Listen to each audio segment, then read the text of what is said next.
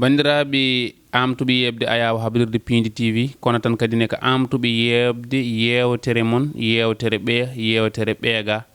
yewtere witende gande ɓaleɓe taw ko huɓtodinde aduna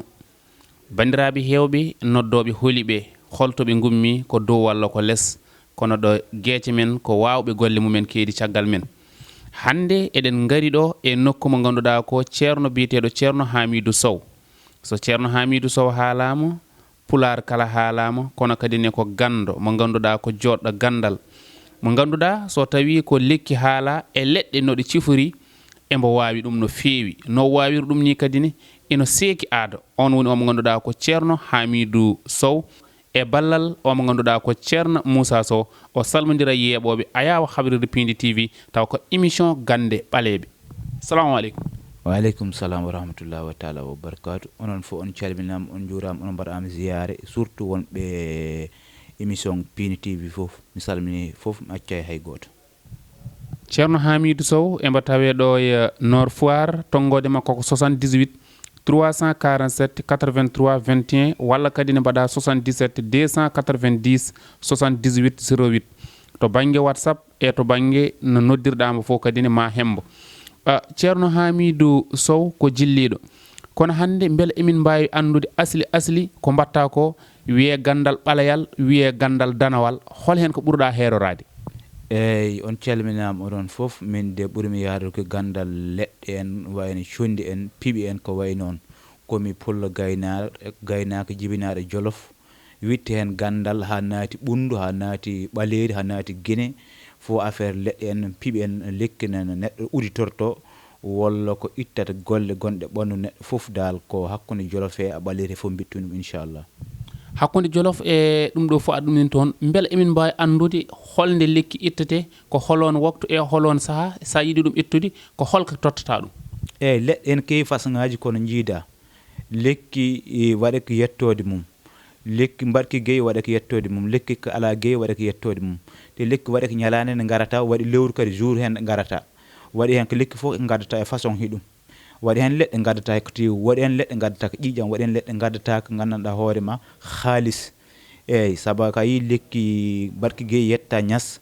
jiida ki ala gueyi ki ala gueyi yetta ley ɗum fof noon waɗe ko ñalaɗi hiɗum gila ɓukki hen ha moccitiki hen ha ɓulɓi hen gooti fof waɗe ko lekki leñol woni hanno mbiyen an seɓɓe ko haalpulaar en ɗum ko tobakoɓe gotum fof e lekki muɗum noon fof kono gardata e ñalani heɗum no gardata ne guettirta ɗum waɗi hen ko hande garata itta ɗum même jour waɗi hen hande siko ari a woppat waala hedde balɗe tati gara itta jeena ko jeenta ko itta ɗum jaaha golloɗa ɗum tottal leñol ngol lekki ɓuuri hawrude.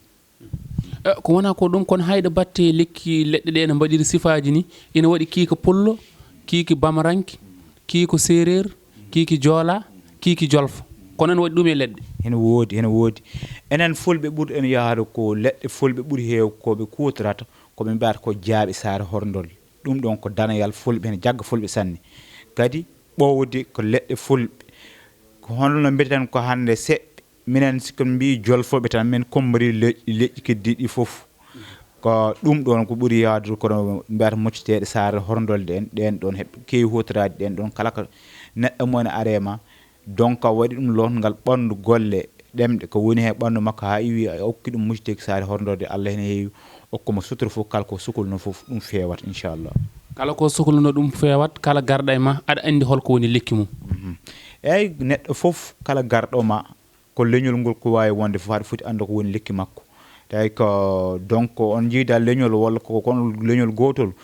fof waɗa ko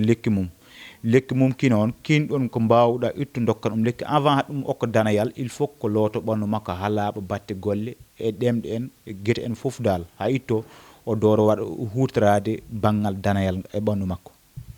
o fuɗɗo hutorade danayal banggal ɓandu makko to ƴewgal to ko ramli mbatta walla ko kurus walla ko ndiyam walla ko koodi. eyyi ƴewgal ene heewi façon uji ƴewgal ene waɗi ndiyam ne waɗi kurus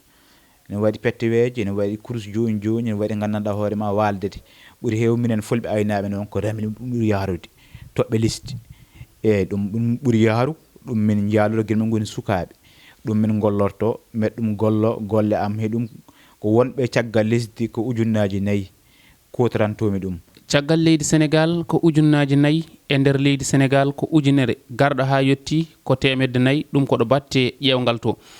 ƴewgal ngal na laaɓi on woni omo ganduɗa ko ceerno Hamidou Sow kono tonggode makko ko 78 347 83 21 malla kadi ne mbaɗa 77 290 78 08.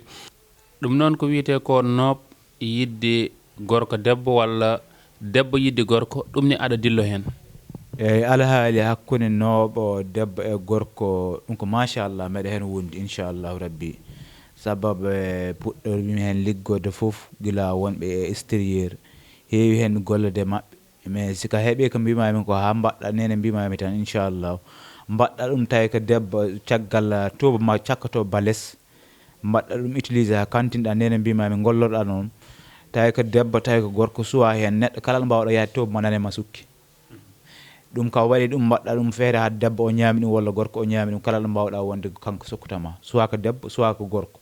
waɗi hen noon ko piɓɓol ɗum watte ko donku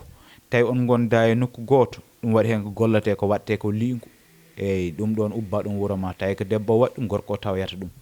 tawi ko usine ko gorko o waɗi ɗum ko debbo o tawyata ɗum kala mabɓe edeɗo waɗa goɗɗo tawyata ɗum inchallah. beela a waɗani ɗum kadi ha tengti tan neɗɗo o ɗum jakni ɗum watti rewde neɗɗo ha hanti ɗum jakni ɗum seeɗani. eyyi ɗum ɗon ko dow façon ngaji ɗiɗi neɗɗo o garɗo ma haalanma kono haalana ɗum hen ko laaɓi mbiya ɗum oɗo nooɓo jeymo ko hakkude debbo e gorko taw ko resedireɓe a faami tawa heɓata hen bakkat kanko heɓata hen bakkat mais ɓuuri bonde foof ƴettannoɓe mo gandanɗa hoore ma mbaɗa neɗɗo debbo o rewam taw o restama o heeɓa hen probléme daña hen bakkat kanko daña hen muskil kamnene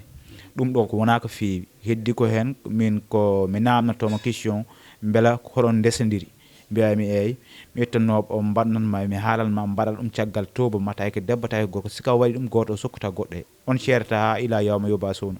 eyyi ɗum ko ɗum kam no woodi machallah. ɗum no woodi kono kadi jiilatoɗo golle e gonduɗa e liggey ɗiɗo sertuɓe beela aɗa wawi wallude jiilatoɗo golle o kono kadi beela aɗa wawi ittande gonduɗa e liggey o ne. eyyi ɗum ɗo ko alhamdoulillahi rabbil alamin mbiɗa sikki yimɓeɓe hande enen haalpulaar en foof heeɓe gandi kam toujours wonɓe lagde surtout fulɓe wonɓe lagde minen komin aynaɓe batte neɗɗo ɗum gollorete walla neɗɗo ittorete golle foof min ɗum laaɓa min gandi liggey gonɗo ɓandu min gandi no ittirete foof min mbaɗanma lolle ɗe mbaɗa ɗum laabi tati sika itti sika wiye ɓannuma tan a waɗa ɗum sentir tawi kada ɗani ma ɗum hoyɗu hay ka hoyɗe ma waɗa sentir hoore ma woda ko iye ɓannuma inchallah doraɗa noon huccade lotade danayal. ko danayal ko ɗon garaten woni udditare aɗa waɗa ɗum no feewi. danayal ne heewi façon ngaji danayal jawdi no woodi hina waɗi danayal jawdi orori hina waɗi danayal jawdi haalis ɗum ɗo fof ko jawdi wiyete enen haalpulaar noon mbiten ɗum banggal danayal hen heewi lorete ene waɗi ko gandanɗa hoore ma a ƴeŋata dow lekki lotoɗa ene waɗi hen ko gandanɗa dongere ɗo ɗo gonɗa tawi ko ɓuuri ko ɗon towde haɗum wawi yaha toon lotoɗa fof waɗete waɗi hen kadi ka joɗoɗa ko lesdi lotoɗa ɗum machallah ene heewi façon uji e dow udditare jawdi ko dellata ko soit ko auto ji soit ko lesdi lelidi soit ko jawdi orori soit haalis leliɗo banque ji ene heewi façon uji ɗo min gollorto ɗum inchallah rabbi. ko noon jiɗɗo yo place mum yah walla jiɗɗo waɗede embauché e ko way noon ɗum ni aɗa dillo hen hano hannirtu ni inchallahu rabbi donc ko ɗo liggoɗɗa walla ko caggal leydi tawi ko société walla ko bureau walla ko banque tawi ko contrat liggoɗɗa ɗon ko fof ko kalligal a haalnat kam ha laaɓa tawi ko cukalɗa ko waɗede embauchement kalnami nokku ono gonɗa no wiyete kalnami kayneɗo o programme o tawi ko directeur kalnami enemo inchallah tawi ko embauchement cukalɗa inchallahu rabbi siko gollama heɓata embauchement eyyi tawi soit ɗaɓɓitowo golle soit heɓde golle ko hono nene min mbi siko waɗi ko nene min mbi ɗum tan inchallah o heɓat golle donc koɗo waɗi utilisé lekki ki ha hantini e banggal place jaraɗo yeeso woni jeeyowo commerçant walla ko kala ko mbawɗa wonde kaɗa dilla wona place en inchallahu ɗum ɗon ka haalni kam kalanmami no mbatta canɗanayi a place e tottumami ko tottanamami ko mbaɗa ɗum place e inchallahu rabbi place o yahata inchallah. jiɗɗo wiide ko wiyete ko ɓayde ɓayɗa dilli fof wiye kaari ceerno hamidou holno waɗata. eyyi ɗum ɗon ene heewi golle no min gollorto ɗum ɗon en donc cohluɗo yo inde makko yaha dow ɗum ɗon min ɗum golloro banggal hande ɗo leɗɗe men ɗo Sénégal heeway ko ɓuuri ɓukki mawnude a faami kala cohli natɗa lagde idoɗa soynade de ko ɓukki kadi suwa siko ɓokki yana dow lekki majji men ɗum golloro ɓokki tawa ɓokki ki gaddata ko drapeau nokku ɗo ɗo gonɗa suwa ko Sénégal ɗo gonɗa gaddata ko drapeau lesdi ndi min mbaɗa hen après min jeena kono ɗum jeenata ko hen min itta ɗum ɓokki waɗa ko ñalani heɗum kadi waɗa ko lewru heɗum siko ɗum waɗama ko an innema dow wonata toujours ko an innete hay ka yaada gueƴƴeɓe ma wiyete tan ko kaari ari tawno wonde ɓurɓe ɗum moyen walla ɓurɓe ɗum capacité mais wiyete tan kaari ari mais sababu waɗata ɗum ɗon ko wooda ko mbaɗɗa ɓandu ma ko ɗum tan yiyete hen inchallah. jiɗɗo dañde kayitaji nder leydi e caggal leydi alhaali batte kayitaji ene wayno palace uji en ɗum min gollorto ɗum batte townaɗi townaki noon heewi façon ngaji leɗɗe ene waɗa townayi ɓokki ne waɗa townayi eri ne waɗa townayi mucciteki ne waɗa mais gotum fof ko fannu heɗum e inde neɗɗo dal somin keeɓi inde mum e yettode muɗum inde nere mum inchallah e nokku ɗo ɗo woni il faut ko min mbawa ɗum tongude min ganda holko waɗata o wawa heɓ place o walla holko waɗata o wawa heɓde kayitaji ɗiɗi sohli inchallahu rabbi. so tawi ko lamorgo leydi Sénégal ɗa taweteɗa ɗo kaala kono so tawi kadi ne ko Daara Jolof andede ka jaahowo e kala sahaji adduma e lamorgo leydi Sénégal ko almuɓe ɓe gadduma ɗo gumminma Daara Jolof gadduma ha ɗo holɗo keɓeteɗa e holnde keɓeteɗa. eyyi min ko ɓuurmi ñiiɓude ko Daara Jolof saabu ko Daara gonmi ko ɗo addatami ga tan ko wadde neldude bagage donde caggal leydi min nelde ɗum toon mais émission ngaji jam fof ko ɗo mbaɗatnomi ɗum joni mais inchallah komi waɗi ɗum ɗo ɓuurmi jooɗade fof ko joni ko Daara Jolof mais golle siko gollama ko wawi hen wonde fof neɗɗo ɗo mbawɗa wonde aduna he fof inchallahu rabbi a heɓat golle ma kala ɗo mbawɗa wonde nder Sénégal aussi a heɓat golle ma inchallahu rabbi kono ɓuurmi ñiiɓde ko Daara Jolof inchallahu rabbi. goragu hewɓe ne mbiya kala ko jibidina mbawa safrude ko jibidinako ko koko heptima ina mbawi safrude beela aɗa dilla e goragu e batte goragu donc ko jibidinako ko mi haala hen hay batte ko jibidinako mi haala hen batte mais donc ko yaha heptima ɗum ɗon alhamdoulillahi rabbil alamin wot komin jogui hen saabu komin jogui hen ko laaɓi ko labti kadi aussi sika dir o min dokkuma sika waɗi ɗum hen min kanma ko min mbima ko gaccuɗa ɗum inchallah sika waɗi ɗum utilisé a yiya résultat inchallahu rabbi.